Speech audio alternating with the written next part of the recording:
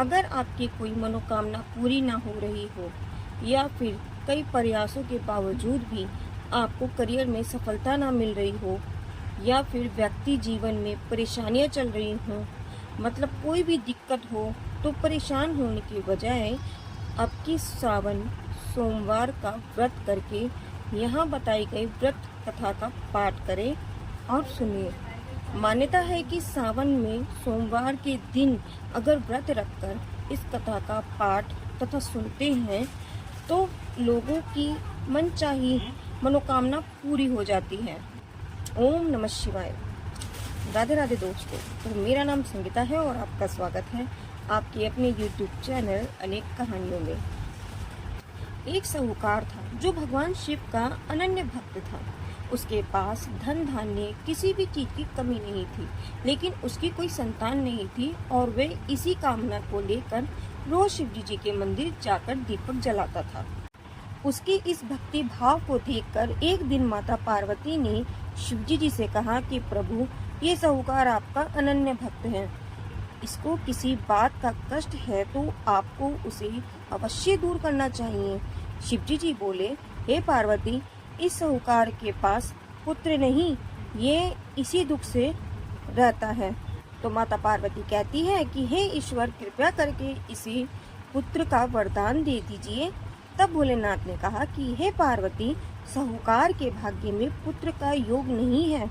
ऐसे में अगर इसे पुत्र प्राप्ति का वरदान मिल भी गया तो वह केवल 12 वर्ष की आयु तक ही जीवित रहेगा। ये सुनने के बाद भी माता पार्वती ने कहा कि हे प्रभु, आपको इस साहूकार को पुत्र का वर देना ही होगा, अन्यथा भक्त क्यों आपकी सेवा पूजा करेंगे। माता के बार बार कहने से भोलेनाथ ने साहूकार को पुत्र का वरदान दे दिया, लेकिन ये भी कहा कि केवल 12 वर्ष तक ही जीवित रहेगा। साहूकार ये सारी बातें सुन रहा था, इसलिए उसे ना तो खुशी हुई और ना ही दुख। वह पहले की तरह भोलेनाथ की पूजा अर्चना करता रहा। उधर सेठानी गर्भवती हुई और 9वें महीने उसे सुंदर सा बालक प्राप्त हुआ। परिवार में खूब हर्ष उल्लास मनाया गया, लेकिन साहूकार पहले की तरह रह रहा था और उसने बालक की 12 वर्ष की आयु का जिक्र किसी से भी नहीं किया। जब बालक 11 वर्ष की आयु का हो गया तो एक दिन साहूकार की सेठानी ने बालक के विवाह के लिए कहा। तो साहूकार ने कहा कि वह अभी बालक को पढ़ने के लिए काशी भेजेंगे। इसके बाद उसने बालक के मामा जी को बुलाया और कहा कि इसे काशी पढ़ने के लिए ले जाओ और रास्ते में जिस भी स्थान पर रुकना वहाँ यज्ञ करते हुए और ब्राह्मणों को भोजन कराते हुए आगे बढ़ना।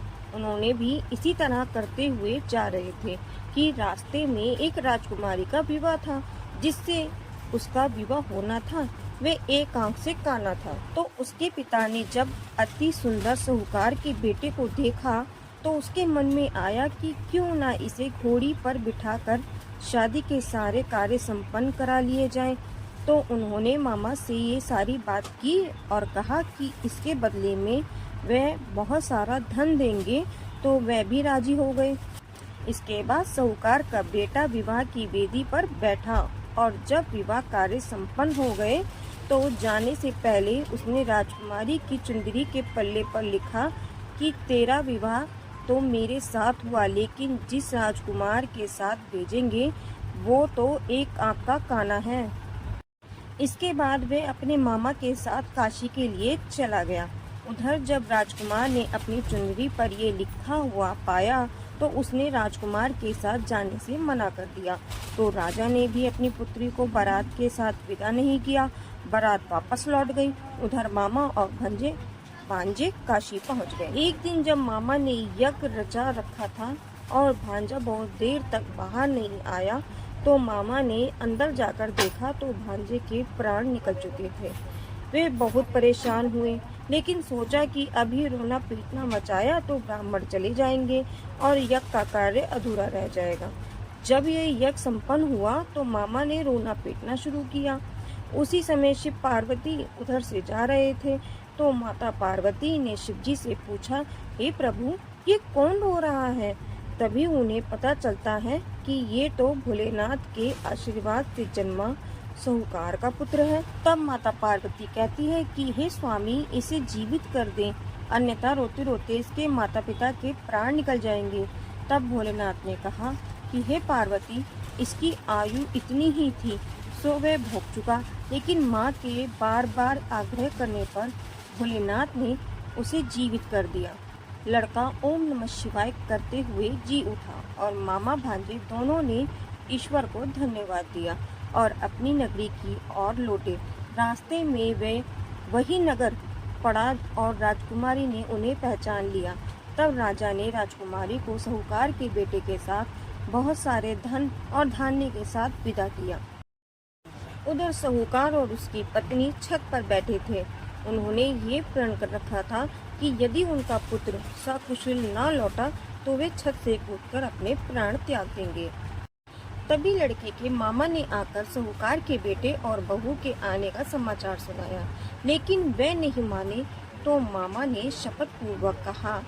तब तो दोनों ने उनको विश्वास भी हो गया और दोनों ने अपने बहू बेटे का स्वागत किया।